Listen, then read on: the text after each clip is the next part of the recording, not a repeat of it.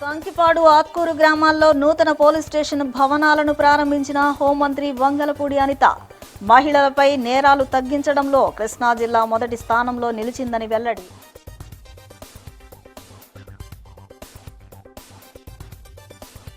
చేనేత సహకార సంఘాల ప్రతినిధులతో సమావేశమైన మంత్రి సవిత.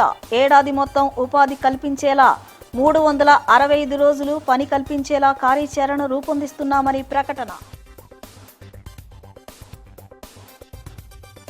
మోపిదేవి మండలం రావివారిపాలెం గ్రామంలో ప్రాథమిక ఆరోగ్య కేంద్ర మొదటి అంతస్తు భవనాన్ని ప్రారంభించిన మంత్రి సత్యకుమార్ యాదవ్. గ్రామీణ ప్రజలకు నాణ్యమైన వైద్య సేవలు అందించడమే ప్రభుత్వ లక్ష్యమన్న మంత్రి. విజయవాడ రతన్ టాటా ఇన్నోవేషన్ హబ్లో ఏర్పాటు చేసిన టెక్స్ట్రిక్స్ ను ప్రారంభించిన జిల్లా కలెక్టర్ లక్ష్మీషా.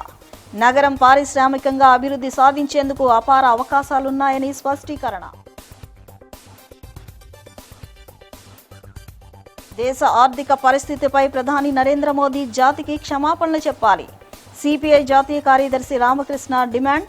దేశ ఆర్థిక సంక్షోభంపై పార్లమెంట్లో చర్చించి అఖిలపక్ష సమావేశం నిర్వహించాలని సూచన.